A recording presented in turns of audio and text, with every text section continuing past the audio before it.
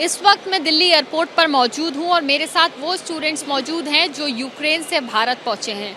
Ukraine से ये student जो हैं नेबरिंग कंट्रीज़ जो है यूक्रेन की, वहाँ बॉर्डर तक पहुँचे, वहाँ से उन कंट्रीज़ के अंदर एंटर हुए, उसके बाद वहाँ से गवर्नमेंट की तरफ से फ्री ट्रांसपोर्ट के ज़रिए भारत पहुँचे हैं। यहाँ मेरे साथ कुछ लोग हैं, उनसे जानती हूँ। सबसे पहले ये बताइए क्या नाम है, यहाँ पर कहाँ रहते हैं आप, कहाँ से ताल्लुक़ है? मेरा नाम विवेक प्रसाद सा है और मैं यहाँ बिहार से मधुबनी से ज़िले से हूँ मैं। यूक्रेन में किस जगह थे आप, किस ईयर के स्टूडेंट थे? मैं यूक्रेन में खार्किव में रहता था, ओलेक्सिवस्का में हॉस्टल था हमारा और मैं सेकेंड ईयर का हूँ। मुझे ये बताइए, खार्किव में आप थे, बहुत ज़्यादा बुरी तस्वीरें वहाँ से आ रही थी, बहुत ज़्यादा परेशान करने वाली वीडियोस भी वहाँ से हमने देखी। क्या सिचुएशन थी और कब वहाँ से निकले और किस सिचुएशन में वहाँ से आपको निकलना पड़ा? हम ये सब स्टार्ट 24 तारीख को हुआ था सुबह में। हमें लगा नहीं था कभी कि ऐसा कुछ होगा। हम सो रहे थे आराम से, फिर एकाएक 5 बजे का मैंने 5 बजे सुना था, एकाएक बॉम्ब का आवाज़ आया था। फिर हमने देखा, फिर वहाँ से स्टार्ट हुआ, फिर धीरे धीरे ये सब नॉर्मल होने लगी थी। 4-5 दिनों में नॉर्मल होने लगी थी। बॉम्ब और ये सब टैंक जाने लगे थे हर पास से।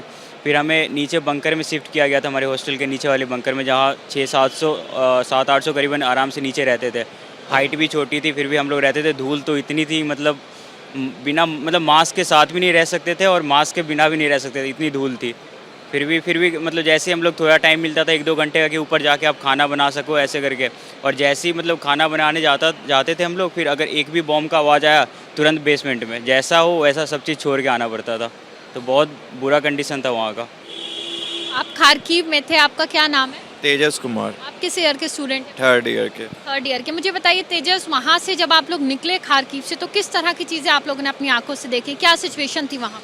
वहाँ पे काफ़ी यूक्रेनियन लोग रो रहे थे स्टेशन पे, और ट्रेन में रेसिज्म हो रही थी। वहाँ पे ये पहले यूक्रेनियन को चढ़ने दे रहे थे, पहले हम लोग को ट्रेन में पहले नहीं चढ़ने दे रहे थे।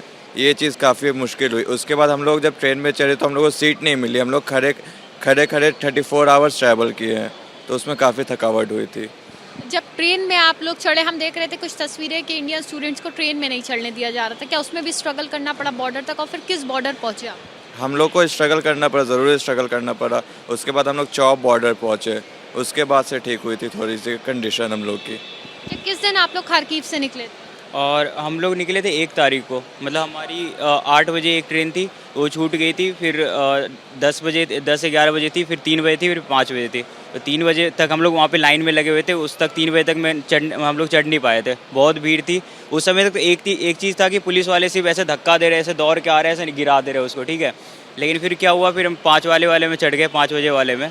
लेकिन जब अगले दिन हम तो निकल गए 1 तारीख को, लेकिन 2 वाले में कंडीशन और ख़राब हो गई थी, क्योंकि एम्बेसी वाले ने डाला था कि जल्दी एवेक्यूएट कर दो खार्किव को। तो उसमें क्या होता, भीड़ इतनी थी ना, और लोग फायरिंग कर रहे थे।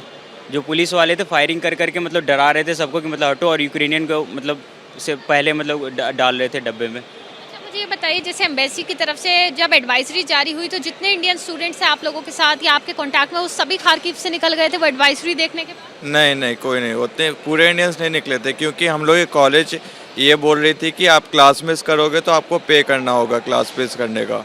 इतनी वर्स्ट सिचुएशन में भी कॉलेज की तरफ से ये कहा जा रहा था बात? जी। ऑनलाइन क्लासेस की थी, और उसके बोल रहे थे कि अगर आप क्लास मिस करोगे तो आपको हर क्लास का पेमेंट करना होगा आपको क्लास मिस करने पे। मुझे ये समझाइए कि अभी जो सिचुएशन यूक्रेन में है, उस सिचुएशन में क्या ऑनलाइन क्लास चल रहे थे यूनिवर्सिटी की तरफ? नहीं, अभी इस सिचुएशन में कुछ दिन से बंद कर दिया इन्होंने, 4-5 दिन से बंद कर दिया ऑनलाइन क्लासेस। ये ईमेल किया है कि 13 मार्च से फिर हो सके तो ऑनलाइन क्लासेस स्टार्ट होगी। ईमेल आई है ये हम लोग को कॉलेज की तरफ से। अच्छा, एडवाइजरी जारी करने के बाद एम्बेसी ने किस तरह की मदद की, कैसे आप लोगों को वहाँ से निकाला, क्या कुछ मदद वहाँ से मिली? एम्बेसी वालों ने एडवाइजरी जारी किया था कि जिसको निकलना है निकल जाओ। उन्होंने ऐसा नहीं किया था कि सख्त आदेश नहीं था कि निकलना ही है। तो हमने भी कुछ ऐसा सोचा नहीं। 4-5 लोग ऐसे निकल रहे थे, 4-5 ऐसे करके। फिर यूनिवर्सिटी बोल रहे थे कि ऑनलाइन चलेगा, कुछ नहीं होगा, पैनिक नहीं करने के लिए, आराम से रहो, कोई दिक्कत नहीं है। फिर 24 तारीख को जब से ये हुआ तो सब भागने लगे, यूनिवर्सिटी हमारी बंद हो गई। यूनिवर्सिटी ने भी हमारा ये बोला गया कि 13 तारीख से फिर से ऑनलाइन चालू हो जाएगा वापस से। फिर एम्बेसी ऐसा कुछ था नहीं। मैं एक्चुअली अगर सच्ची बताऊँ ना, तो हमें बोला गया था, 1 तारीख को छोड़े थे, हमें बोला गया था कि तुम लोग जल्दी से हॉस्टल खाली करो, बाकी ये ऑफिशियल नहीं है, लेकिन तुम्हारा कोई देखने वाला होगा नहीं। एक जो बंदा मरा था नवीन, वो हमारे हॉस्टल के सामने वाले हॉस्टल का था, और इनने देखा भी था, उसकी लाश ले जाते हुए इसने देखा था। तो उस वो जब हमने देखा उस समय हमारी मतलब बहुत बुरी तरह से हालत ख़राब थी। फिर हम सोचे कि हम भी निकलते फिर वहाँ से। अच्छा, आपने नवीन के साथ जब वो हादसा हुआ तो आपने वो चीज़ देखी थी? नहीं, वो हादसा नहीं देखा था, वो क्लास मार्केट के पास हुई थी। उसकी बॉडी जब आ रही थी वापस हॉस्टल, तो हम लोग विंडो पे खड़े थे, अपने हॉस्टल के विंडो पे सुबह 6 बजे। तो हम लोग उसकी बॉडी देखे थे उस टाइम पे। उस सिचुएशन के बाद लगा कि अब निकलना चाहिए।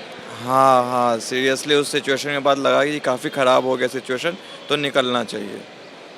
तो आप देखिए कि यहाँ वो बच्चे हैं जो कि एक छात्र यूक्रेन में, भारतीय छात्र जिनकी मृत्यु हुई, नवीन, उनकी बॉडी को अपने हॉस्टल तक जब उनकी बॉडी पहुंची जिस मार्केट के बाद, तो उनकी बॉडी को इन बच्चों ने देखा, जिसके बाद इन्हें लगा कि अब यहाँ सिचुएशन बिल्कुल भी ठीक नहीं है। जिसके बाद ये लोग वहाँ से निकले।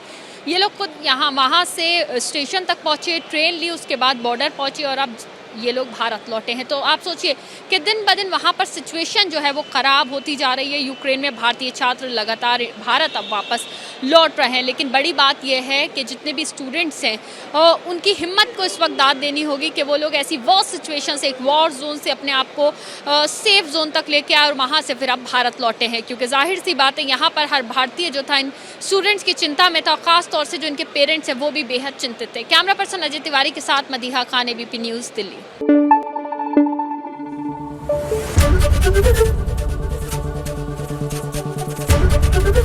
ABP न्यूज आपको रखे आगे।